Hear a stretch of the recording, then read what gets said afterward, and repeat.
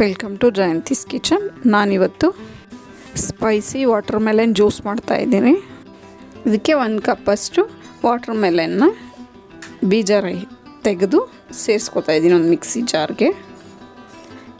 ಇದನ್ನು ಗ್ರೈಂಡ್ ಮಾಡ್ಕೊಳ್ಳೋಣ 1 ರೌಂಡು.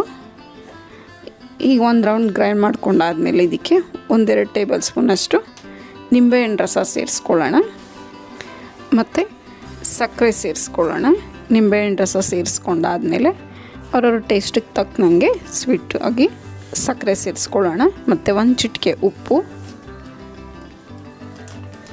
ಮತ್ತು 1 ಚಿಟಿಕೆ ಚಿಲ್ಲಿ ಪೌಡರ್ ಸೇರಿಸ್ಕೊತಾ ಇದ್ದೀನಿ.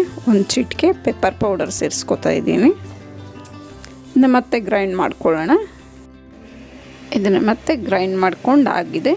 ಈಗ ಸರ್ವ್ ಮಾಡ್ಕೊಳ್ಳೋಣ.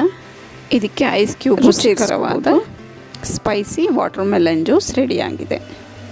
ನಿಮಗೆ ವಿಡಿಯೋ ಇಷ್ಟ ಆದರೆ ಲೈಕ್, ಶೇರ್ ಆ್ಯಂಡ್ ಸಬ್ಸ್ಕ್ರೈಬ್ ಮಾಡಿ. ನಿಮ್ಮ ಅನಿಸಿಕೆ ಅಭಿಪ್ರಾಯವನ್ನು ಕಮೆಂಟ್ಸ್ ಮೂಲಕ ತಿಳಿಸಿ.